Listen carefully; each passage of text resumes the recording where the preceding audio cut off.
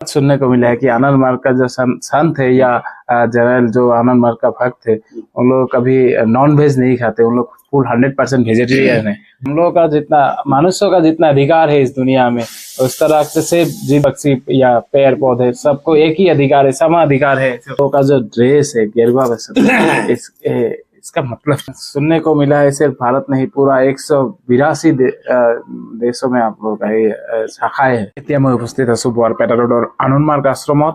আৰু আমাৰ সৈতে এজন আনন্দ মাৰ্গৰ সন্যাসী আছে, তেখেত ভাৰত পৰিব্ৰাজক হয়। একচুৱেলি আনন্দ মাৰ্গ কি বস্তু বা আনন্দ মাৰ্গ কি? আমি বহু ঠাইত ভাৰতবৰ্ষ বুলিয়ে নহয় গোটেই বিশ্বৰ 182টা দেশত এই আনন্দ মাৰ্গৰ আশ্ৰম আছে। আৰু একচুৱেলি আনন্দ মাৰ্গৰ কাম কি বা আনন্দ মাৰ্গ বস্তুটো কি হয়, সেই বিষয়ে আমি সবিশেষ তেখেতৰ পৰা জানিম। क्या कहेंगे, ये जो आनंद मार्ग है एक्चुअली पूरा विश्व में फैला हुआ है, एक्चुअली क्या चीज है? एक्चुअली हम लोग जनरल पब्लिक को पता नहीं है क्या चीज है, और थोड़ी कृपया थोड़ा बताइए आनंद मार्ग के बारे में। मेरा नाम है आचार्य देवेशानंद अवधूत। मैं तो सारा भारत में काम किया हूँ, घुमा हूँ, भारत परिव्राजक हूँ। तो हमारा गुरुजी है विश्व गुरु श्री श्री आनंद मूर्ति जी, जिनको हम लोग बोलते हैं तारक ब्रह्म महासंभूति जोगेश्वर। तो हमारा उद्देश्य है सारा विश्व में सनातन धर्म और अखंड भारत को प्रचार करना। एक्चुअली अखंड भारत की प्रचार करना ही आपका मूल लक्ष्य? हाँ, हमारा मूल लक्ष्य है सारा विश्व में जो हमारा सनातन धर्म का बेस है, जो आज दुनिया में जो नेक्स्ट टाइम में जो वर्ल्ड वार होने जा रहा है, सब कुछ दुनिया में जो अशांति है, जो प्रॉब्लम है, वो हमारा भारत के द्वारा जो मुनि ऋषि का जो फिलोसफी है, जो मान लीजिए आध्यात्मिक जो योग साधना, उसके आध्यात्मिक भावधारा से हमारा परिवर्तन लाएंगे और अखंड भारत जरूर हम लोग क्रिएट करेंगे। सुनने को मिला है कि 1955 को ये आनंद मार्ग जो है एस्टेब्लिश हुआ था। तो एक्चुअली पूरा विश्व की सिर्फ भारत नहीं, भारत के बाहर भी इसका बहुत शाखाएं है। ये देखिए, आज से पहले दापोर युग में जो भगवान श्री कृष्ण आए थे, उस समय भी अखंड भारत था। उस समय मान लीजिए हम लोग अभी जो भारत है, बगल में जो देश कंट्री है, जो अफगानिस्तान है और भी सब म्यांमार है, पाकिस्तान है, बहुत सारे कंट्री तो भारत में ही था। तो ऐसे हम लोग अभी स्पिरिचुअल पावर के आधार पर भारत के मुनि ऋषि के आध्यात्मिक शक्ति ये सब शक्ति को कंट्रोल कर सकता है।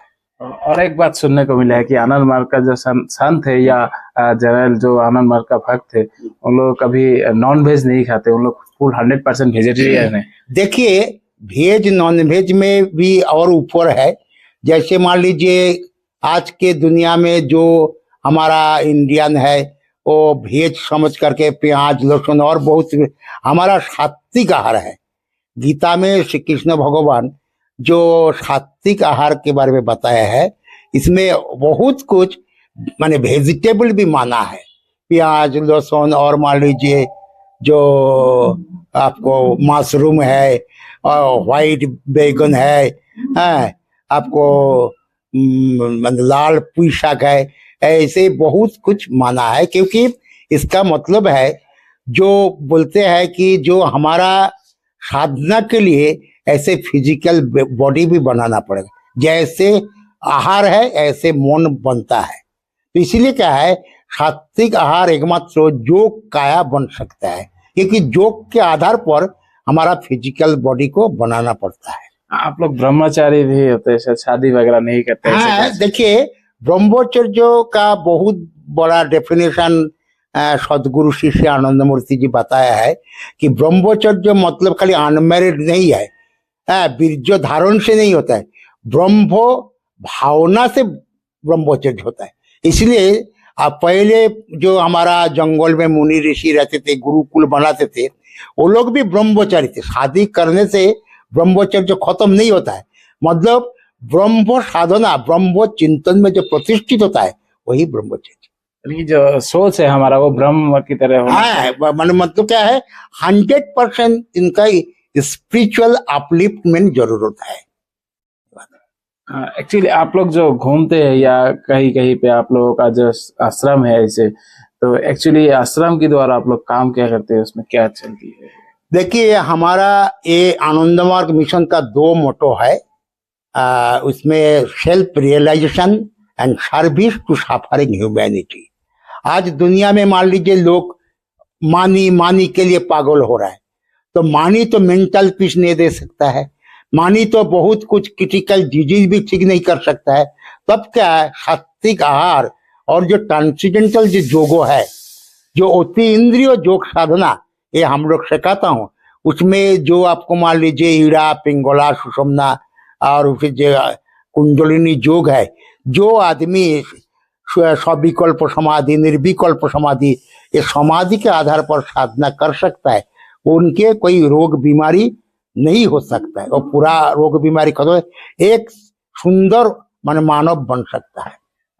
और एक ये है कि जियो और जीने दो। हम लोग जो जितना हम लोगों का जीने का अधिकार है इस दुनिया में, ठीक इसी तरह जो जीव जंतु है, जैसे पक्षी हो गया, कुछ होगा, उन लोगों को भी सेम अधिकार है, ऐसा कुछ लिखा हुआ दिखा है। देखिए, जैसे बहुत लोग जानते हैं, बहुत बड़ा पॉलिटिकल लीडर और फिलोसोफर है एम.एन. रॉय, वो ह्यूमैनिटी और ह्यूमैनिस्टिक फिलोसफी दिया था, मानवतावाद।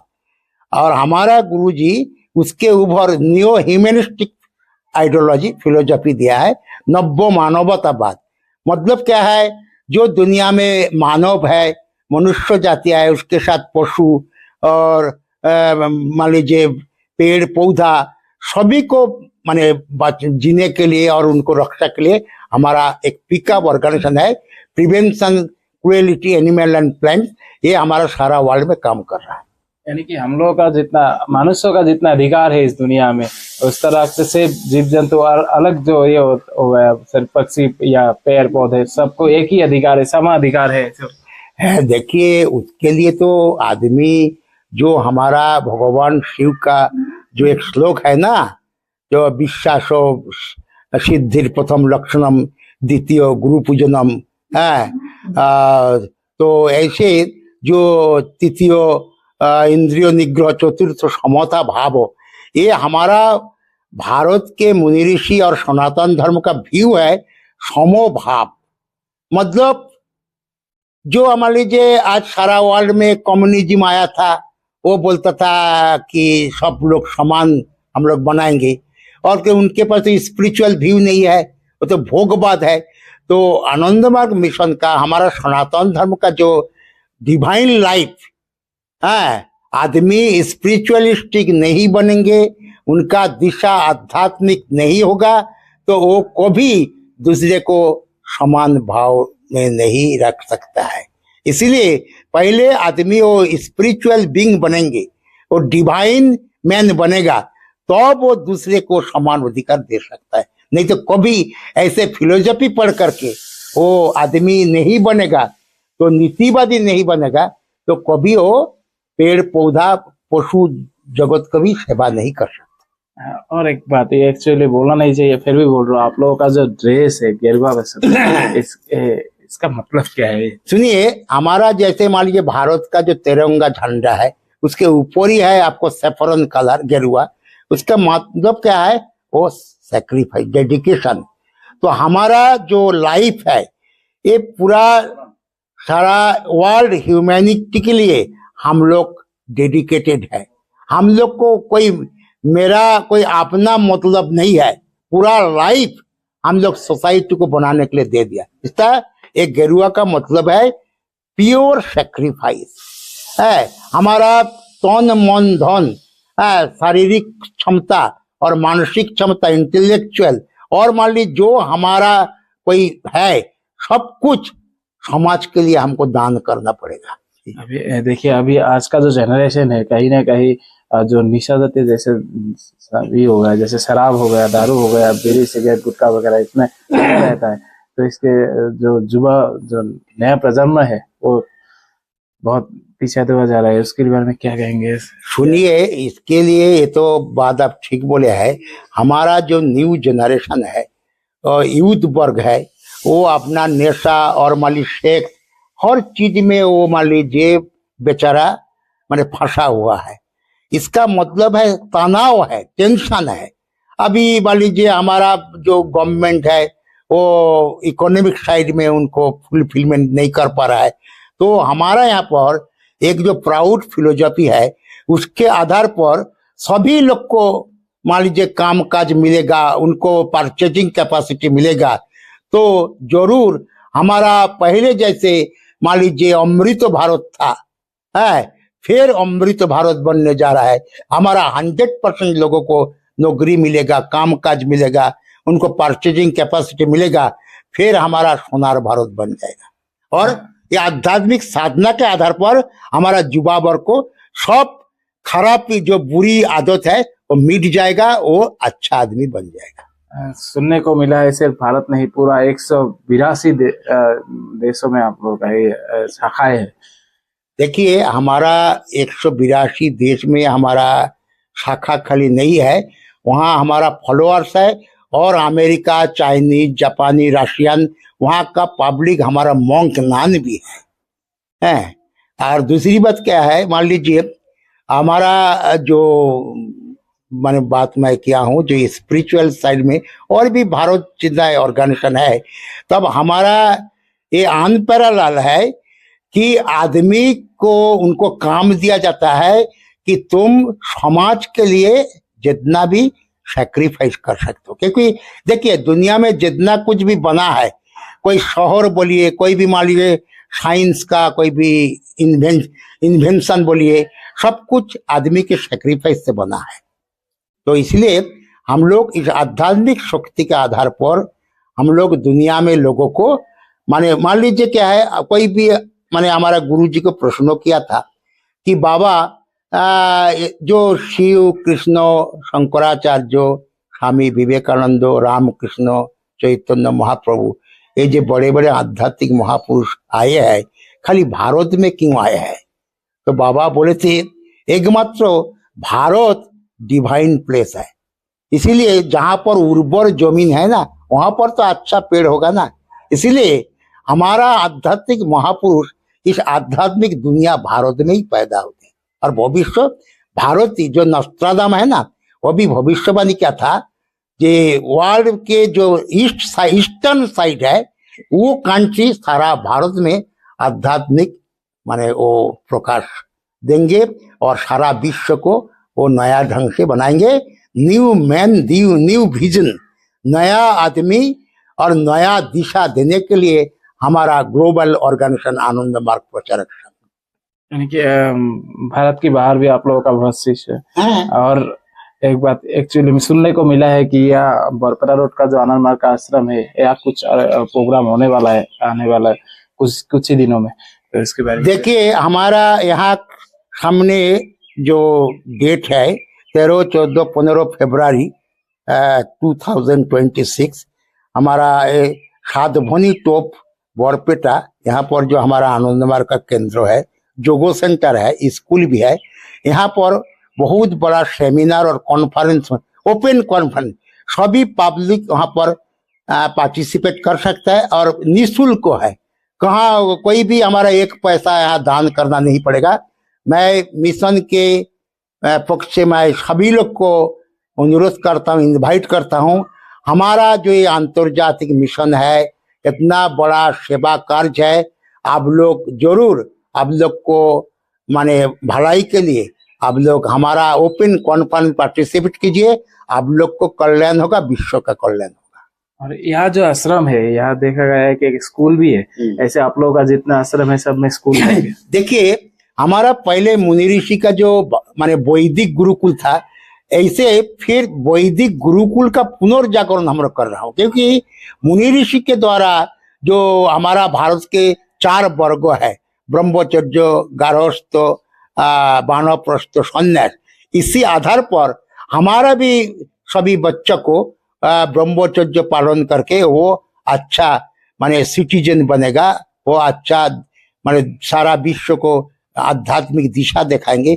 इसीलिए उनके जैसे माने जो रनिंग जो एजुकेशन सिस्टम है उसके साथ मिला करके हमारा स्पिरिट और सांस्कृतिक जो लैंग्वेज है और जो भारतीय संस्कृति है सब मिला करके एक मान लीजिए वर्ल्ड लेवल एक एजुकेशन सिस्टम हम लोग दे रहा हूँ, जिसके चलते हमारा खाली बंगाल में नहीं, असम में नहीं, इंडिया में नहीं, सारा वर्ल्ड में हमारा गुरुकुल सिस्टम का यही आपको स्कूल चल रहा है। और वो हमारा जो पुरुलिया जो हमारा हेड ऑफिस है वहाँ पर ऐसे वैदिक गुरुकुल के आधार पर हमारा गुरुकुल यूनिवर्सिटी बन रहा है।